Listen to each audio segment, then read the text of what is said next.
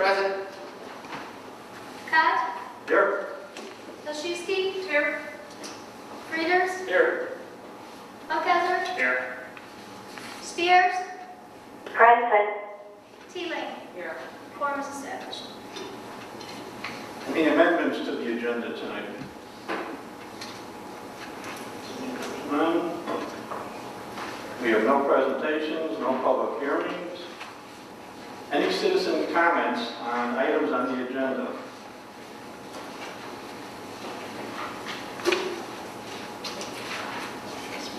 Next item is consent agenda. Entertain a motion to approve the consent agenda. So moved. Second. Madam Clerk, roll call. Colosimo, Nay. Hilshewski, Aye. Spears, Aye. Frieders, Aye. Bunkhauser, Aye. Teeling, Aye. Cott. Aye. Motion passes. Motion carried. Next item, minutes for approval. We have none.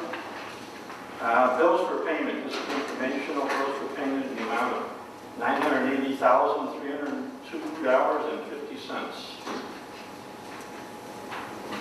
Next item, mayor's report. Item 2014-64. I will entertain a motion to approve a resolution approving a settlement. Approving a settlement, a supplemental financial services agreement with Spear Financial Incorporated, and to authorize the mayor and city clerk to execute. So moved. Second. Any discussion or questions? Hearing there are none, roll call, please. Bunkhauser, Aye. Hilshewski, Aye. Teeling, Aye. Cott, Aye. Frieders, Aye. Spears, Aye. Colosimo. Aye. Second item is 2014-65, which is an ordinance authorizing the issuance of general obligation bonds. This is not for a motion tonight, it's just for discussion. Bart, can you please give us an update on this matter? Sure. We were scheduled to vote on the actual bond sale at this meeting. What we realized late last week was that the HR Green estimate of the Game Farm Road project cost, which is a component of the entire issuance, was actually less than what we originally budgeted and had anticipated as part of this ordinance. So the memo in the packet lays out our two options. We can either go with it as is, which would give us roughly a 10 or 15% contingency on the actual Game Farm Road project, or we can lower the proceeds related to Game Farm Road by about $460,000 and conduct the bond sale at the next meeting, regardless of whichever decision we make as far as the two policy options tonight. So the question is to leave it as is or to reduce it and incur less interest. So the staff recommendation was to reduce it just based on our past practice, but we do have the financial wherewithal to withstand potential overages on the project, and we probably will have to go out for debt service at some point in the future, but I figured we would just make that decision all at once. So that's a staff recommendation, but I'm seeking your direction on whether we want to change it or not. Any discussion? Funkhauser? I looked into this, talked to the engineers on this, and I don't mind to keep it at the original rate with the overage, the $770,000 versus the reduction. Just gives us more flexibility, allows us to do a little more. We can actually put that into the budget for additional projects. Instead of doing another one down the road, that just gives us a little flexibility. I think that would be good for us since we have the ability to do it once.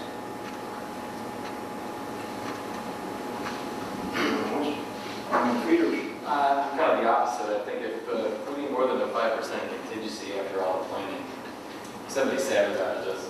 So I think we should go with what we're being recommended and lower the proceeds, because there's no reason to, sweet, we got more money.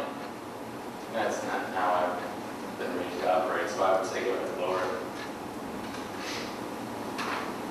Alderman Close. Yeah, I would be happy get more money if we had more money, but it might actually have more credit, not actual money. And I understand Chris's, Alderman Funkhauser's point of view where he's coming from. I prefer, however, still lower it. And in the future, if we decide to do more road projects, and we can bond those appropriately and look at those individually. I just don't want $700,000 out there waiting in the wind, so we're now paying interest on it, and then we're all going to fight over which roads we're going to use it on anyway. So I would rather take a lower amount for the project that it's intended for, and then in the future, if we decide to bond other streets, consider that. I just have a question, because I know like a lot of the projects that we've done, there's always been change orders, and some of them are pretty high. Like, is there some money built in for the change orders that may occur, or, I mean?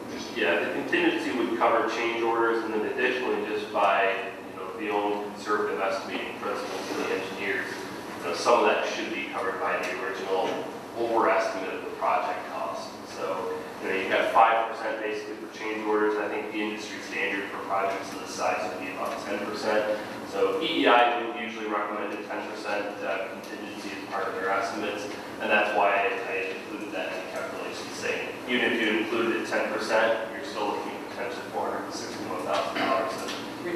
Yeah. Okay, so then I'm fine with it. So we reduce it to 5% or 10%? My recommendation is to reduce it to 10%. So Okay, that so would be, we get rid of the $461,000. yes.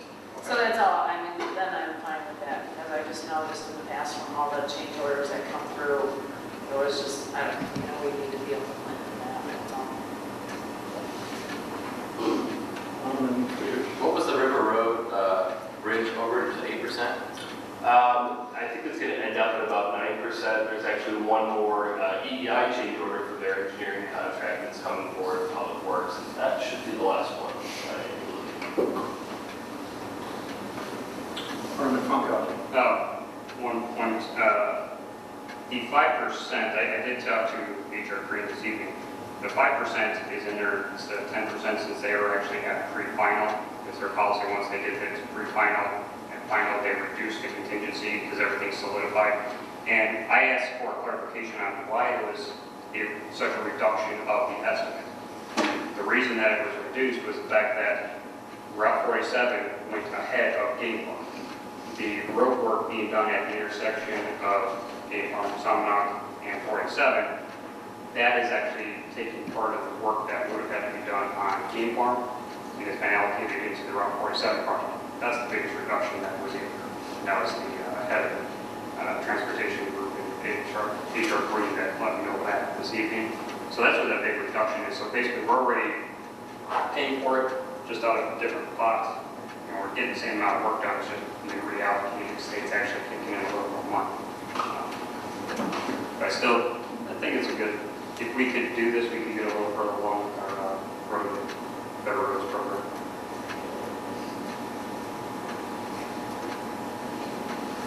I'm of the mindset that I agree with the staff's recommendation to lower it.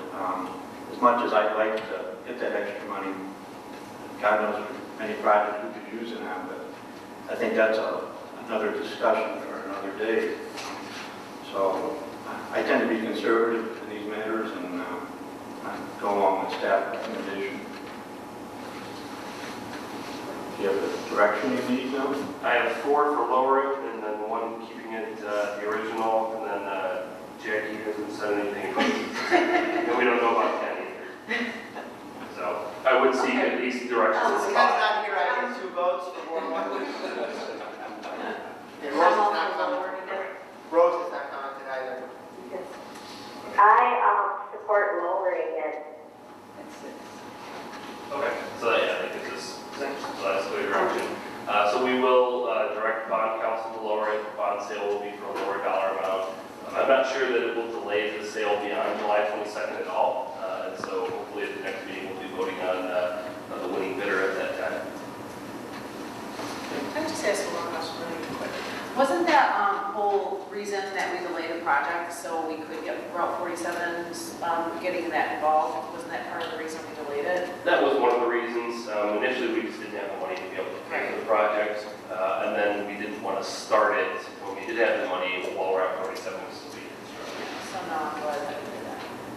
For purposes of clarifying the record, could you ask for a motion on what is on the agenda? I would assume no one would make the motion since we're aware of the fact that it wouldn't pass, so that our minutes would reflect that an agenda item was dealt with and not passed over. So you want a motion? I want you to ask for a motion. That's it. So ask for a motion with the original amount? Yes, and then because it won't be made, the record will reflect we dealt with everything on the agenda. Okay, I entertain a motion to, let's see, how can we word this? Authorizing the issuance of general obligation bonds, otherwise known as alternative revenue source, of the United City of Yorkville, Kendall County, Illinois, in one or more series in an aggregate principal amount of $8,765,000.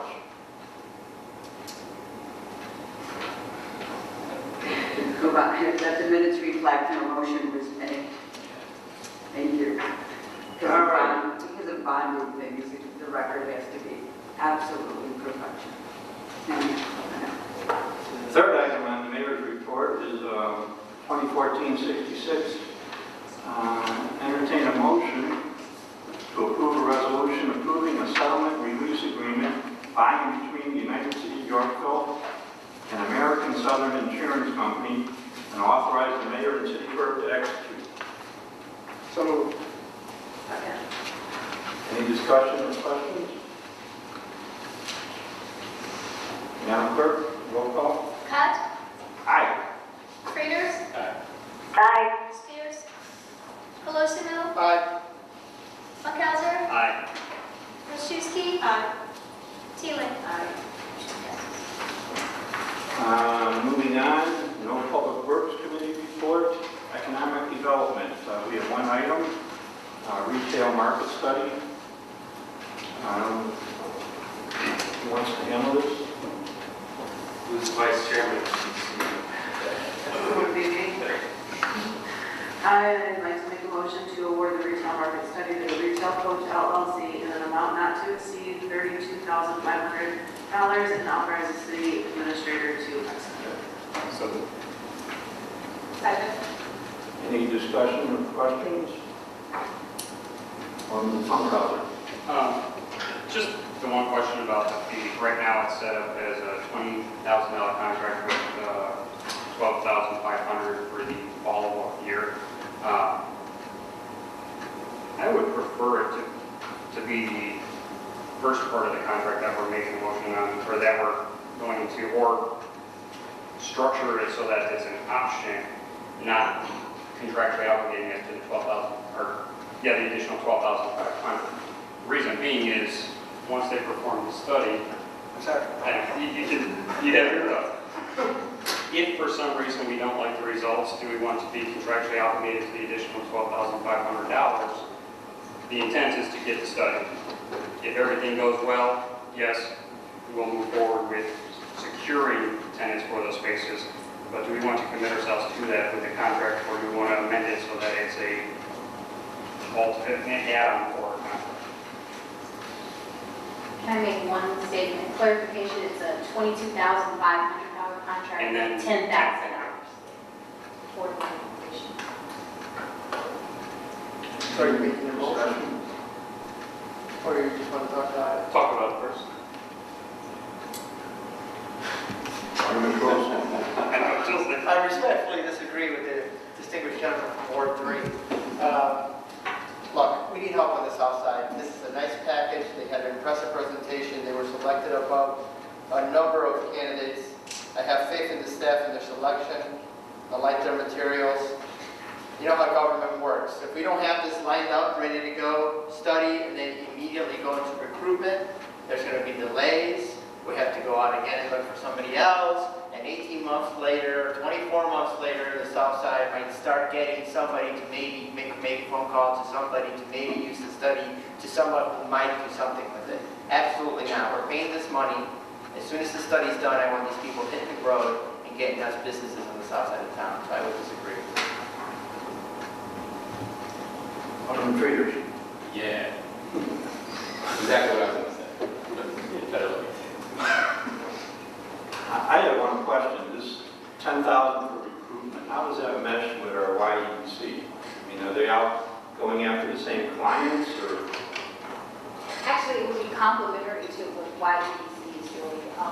They're actually going to be at more trade shows than YEC goes to right now. They go to the Vegas conference, and I think they go to several other, I think they mentioned like 4 other conferences that they will be hitting. They also have direct pipelines to retailers that they've dealt with in other communities that they've recruited to that are national brands, that we don't have that connection with that networking possibility with right now. So it will be complementary to our local upstarts with developers, and now we'll be hitting the national brands as well. Then additionally to YEC, at least from like a Yorkville specific perspective, will really serve as like the developer liaison to the city when we actually get a business in here. So the retail coach isn't as familiar with our, not that, you know, you need somebody to help get through our permit processes and everything, but, you know, she's familiar with our historical approvals of incentive agreements and, you know, how the council has voted on things in the past. So,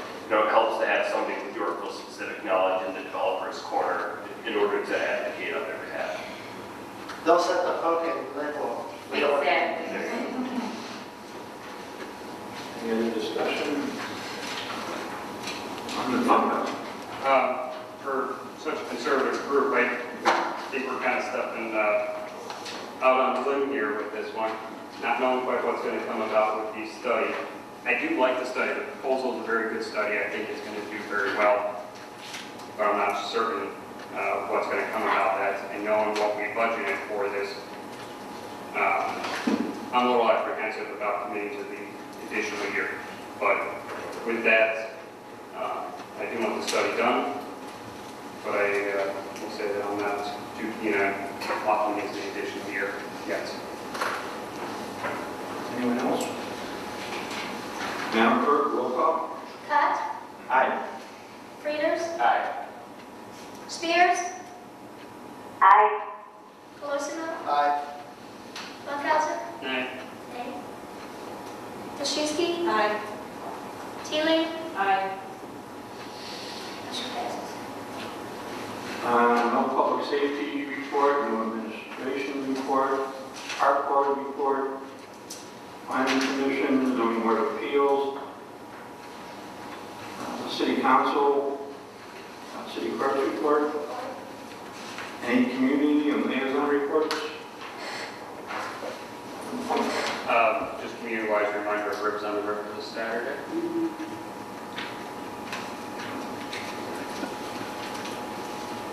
Anybody else? Staff report? No reports. Any additional business? We have no executive session. Any citizens' comments on items not on the agenda? Please step to the microphone and state your name, please. Thank you. My name is Alex O'Connor. I'm here from the State Senator Sue Resnick's office. I'm here today just to figure out if there's any problems or issues that you guys need help with so that I can bring back to her and start getting those resolved. So I can either open it up here to, this is for the public as well, or I can meet with you guys after the meeting is adjourned. Anybody have any questions or issues you want to bring up? Well, not right now, but I have to say that Sue's office, Senator Resnick's office has been very good with us, and she's good to communicate with, and if we ever do have issues, we can call, she's very responsive, so, I appreciate you coming out, obviously, we can chat after the meeting, but her office has always been very good about getting back to us and responding. Great. Just having it for us. Thank you very much. Thank you. Thank you. Anyone else?